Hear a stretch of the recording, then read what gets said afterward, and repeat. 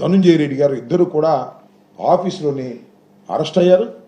బహుశా ఇప్పుడు కోర్టులో ప్రొడ్యూస్ చేసి ఉంటారు లేదా చేస్తారు.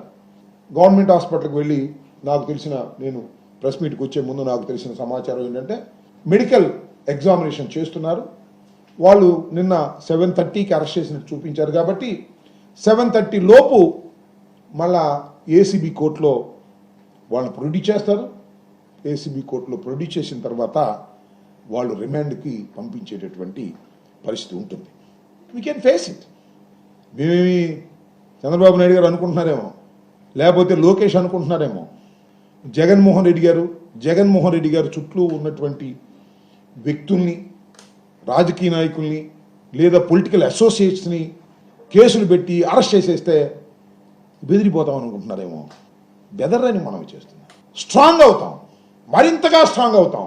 నేను చాలా సందర్భాల్లో చెప్పా, మళ్ళా చెప్తున్నా, ఒత్తిడి పెరిగిన కొద్దికి ఏమవుతుంది? పారిపోతాడు. ఉండోడు ఏమవుతాడు? తిరుగుబాటు వస్తుంది, ధైర్యం వస్తుంది, ఎదుర్కొనే శక్తి పెరుగుతుంది. మళ్ళా మిమ్మల్ని అందరినీ ఓడించే శక్తి రాష్ట్ర ప్రజానీకం మాకు ఇస్తారనే విషయాన్ని కూడా మీరు మర్చిపోవద్దని మనం చేస్తాం.